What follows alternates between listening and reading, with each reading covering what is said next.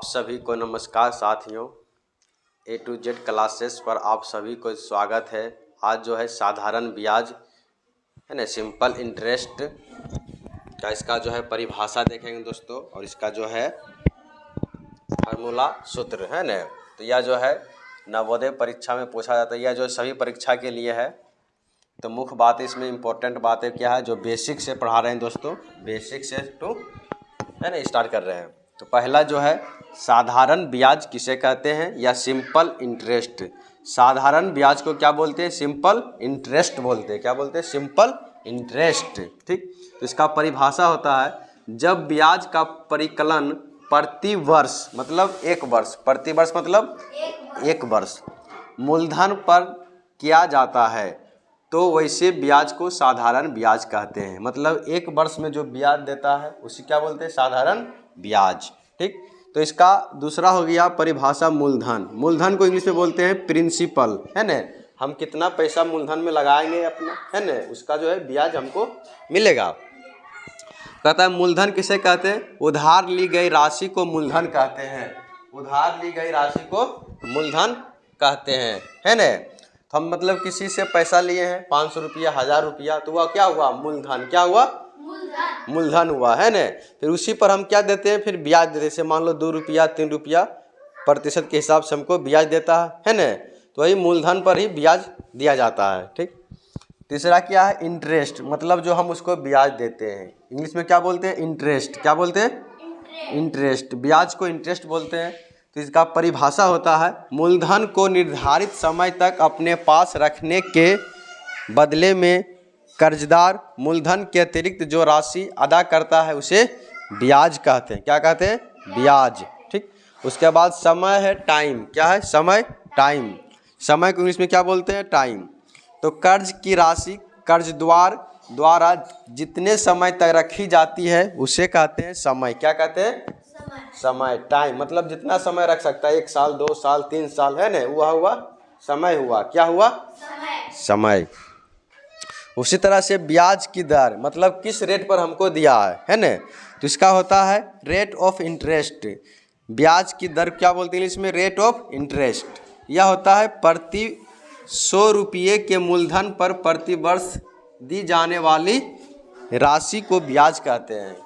मतलब 100 रुपया के मूलधन पर प्रति वर्ष जो राशि दी जाती है ना, उसे क्या कहते हैं? ब्याज की दर कहते हैं। तीसरा हो गया मिश्र धन, अमाउंट। मिश्र धन को क्या बोलते हैं? अमाउंट। क्या बोलते हैं?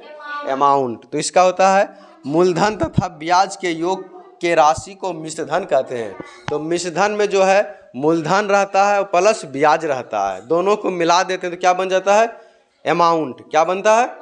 अमाउंट। तो मिश्र धन में मूलधन और ब्याज दोनों जुड़ा हुआ रहता है, उसी को बोलते हैं मिश्र धन, अमाउंट। ठीक, सब समझो। देखो सूत्र है ब्याज। अगर पूछेगा ब्याज निकालने के लिए तो ब्याज बराबर सूत्र होता है मूलधन गुने समय गुने दर बटे 100। ठीक, इसलिए मूलधन बराबर, देखो इधर मूलधन लेंगे तो ये दोनों ब्याज गुने 100 या 100 गुने ब्याज, और ऊपर में हो जाएगा समय गुने दर, तो वही हो गया ब्याज गुने 100 बटे समय गुने दर। ठीक, अब यहाँ से देखो दर निकालते हैं, है ना। तो ऊपर में हो गया 100 गुने ब्याज, 100 गुने ब्याज, दर इधर आ गया तो ये हो गया मूलधन गुने समय, मूलधन गुने समय। तो दर बराबर हो गया 100 गुने ब्याज बटे मूलधन गुने समय। ठीक, अब समय बराबर निकालना है तो ब्याज गुने 100 और मूलधन गुने दर, तो मूलधन गुने दर। ठीक, तो समय बराबर क्या हो गया? ब्याज गुने 100 बटे मूलधन गुने दर। तो उसी तरह से मूलधन निकालना है। क्या निकालना है? मूलधन। तो मिश्र धन माइनस ब्याज, मिश्र धन माइनस ब्याज, है ना, इसको बोलते हैं प्रिंसिपल अमाउंट इंटरेस्ट। ठीक, आइए ये हो गया मिश्र धन बराबर मूलधन प्लस ब्याज। अगर मिश्र धन को निकालेंगे तो उसमें मूलधन और ब्याज को दोनों को जोड़ना होगा, है ना। तो जब मूलधन और ब्याज रहेगा एक साथ तो कहलाएगा मिश्र धन। क्या कहलाएगा? मिश्र धन। ठीक, सूत्र मिश्र धन बराबर होता है मूलधन इंटू 1 प्लस दर बटे पावर समय, है ना। ये जब होता है इसके लिए अलग से यूज होता है बनाने में। ठीक, आप कुछ जो है दिया रहेगा n गुना, क्या दिया रहेगा? n गुना। ठीक, देखो अगर कहेगा कोई धन t वर्षों में साधारण ब्याज की दर से n गुना हो जाए, तो टी वर्षों में n गुना का मतलब रहेगा वहाँ लिखल 3 गुने हो जाता है, 4 गुना हो जाता है, 5 गुना हो जाता है न। तो उसका ब्याज जब रेट कहेगा निकालने के लिए ब्याज की दर तो n-1 गुने 100 बटे समय। ठीक, उसी तरह से कोई धन r% साधारण ब्याज की दर से t समय में n गुना हो जाए तो अब क्या हो जाए, n गुना हो जाए। जब रेट दिया रहेगा, क्या दिया रहेगा, रेट, तो समय निकालना रहेगा तो लिखेंगे सूत्र में n-1 गुने 100 बटे रेट, है न। यहाँ जो दिया रहेगा 4%, 5% जो रेट रहेगा वही के अनुसार। ठीक, चलो समझो। ठीक, कहता है कोई धन r% साधारण ब्याज की दर से t समय में n गुना हो जाता है न।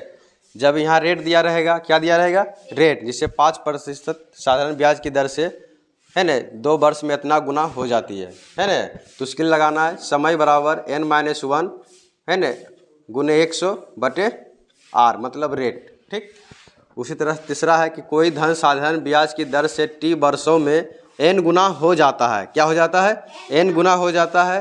तो n2 गुना होने में कितना समय लगेगा, मतलब n2 मतलब, और उसमें दिया रहेगा कितना गुना होने में कितना समय लगेगा। ठीक, जैसे मान लो कि 3 गुना हो जाता है तो 5 गुना होने में कितना समय लगेगा।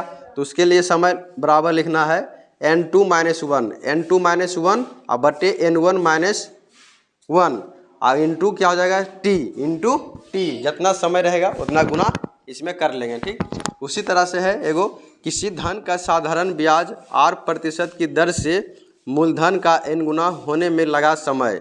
तो मूलधन में, है न, n गुना होने में लगा समय बराबर सूत्र होगा n गुने 100 बटे r। ठीक, तो दोस्तों आप लोग भी समझ गए होंगे, इसको अच्छी तरह से याद कर लेना है न। ये जो है एग्जाम में बहुत बार पूछेगा, साधारण ब्याज जो हिसाब बनेगा इसी सब फार्मूला से बनेगा। ठीक है, तो इसको याद करके आना है। कल से नेक्स्ट क्लास में इसका जो है सब हिसाब बनाएंगे। ठीक, अगर वीडियो अच्छा लगा हो तो लाइक कीजिए, सब्सक्राइब कीजिए। अगर चैनल